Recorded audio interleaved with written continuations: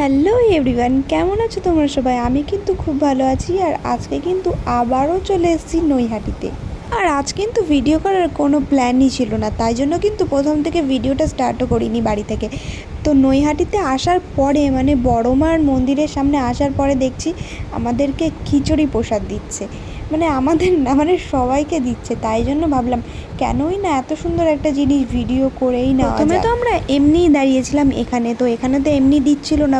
পরে গিয়ে দেখি যে ভোগের প্রসাদ নেওয়ার জন্য এত লাইন, তো অনেক লাইন দিয়ে কিন্তু আমরা খিচুড়ি নিয়ে চলে এসেছি আমি আর পিগিতা। আর তার সাথে না একটা কোটোও কিনেছি, মানে একটা টিফিন বাটি কিনেছি 10 টাকা দিয়ে, ওটাতে করে প্রসাদ বাড়িতে নিয়ে এসেছি। এই নিয়েই কিন্তু আমরা দুজন হাসাহাসি করতে করতে যাচ্ছি। আর এরপরে দেখছো তো আমি ফোনে কথা বলছি। হ্যাঁ, আমি খুবই ব্যস্ত, এখানে আমি কার সাথে ফোনে কথা বলছি আমার না ঠিক মনে নেই। তো আমরা কি করতে এসেছি নৈহাটিতে এসি আর কি শাখা। এর আগের দিন এসেছিলাম, ওই ভিডিওটাও তোমরা দেখেছো। শাখা কিনেছিলাম, তার মধ্যে না একটা শাখা পড়তে গিয়ে না ভেঙে গেছে, তো ওই শাখাটাই পাল্টাতে এসেছিলাম। খুব জোরাজুরি করে আমরা কিন্তু শাখাটা পাল্টে নিয়েইছি।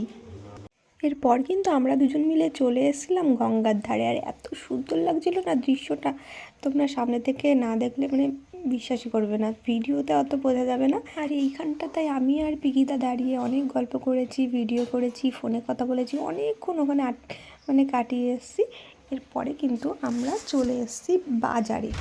তো নৈহাটি বাজারে গিয়ে তো ভিডিও করা হয়নি, এরপর সোজা চলে এসেছি স্টেশনে, কারণ ট্রেন ধরতে হবে, বাড়িতেও তো যেতে হবে তাই না। আর আমরা এসেছিলাম, আজকে কিন্তু বেশি কাজ ছিল না, শুধু ওই ভোগের প্রসাদটাই আমাদের কভারটা খুবই ভালো ছিল।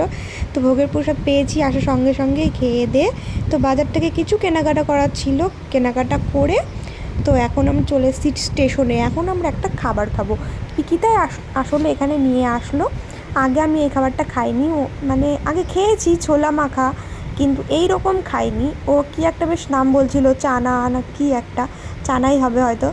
তো ওটা না খেতে কিন্তু খুব টেস্টি ছিল। তারপরে কিন্তু আমি আর পিকিতা এক জায়গায় বসে বসে ফোনটা এক জায়গায় রেখে ভিডিওটা করে নিয়েছি। এরপর আমাদের ট্রেন চলে আসে। এত ভিড় ট্রেনে, আসার সময় তো একটুও বসে আসতে পারিনি, মানে পুরো লালগোলা ট্রেনে দাঁড়িয়ে থাকতে থাকতে এসছি, এখনও ওই দাঁড়িয়ে দাঁড়িয়ে যেতে হচ্ছে।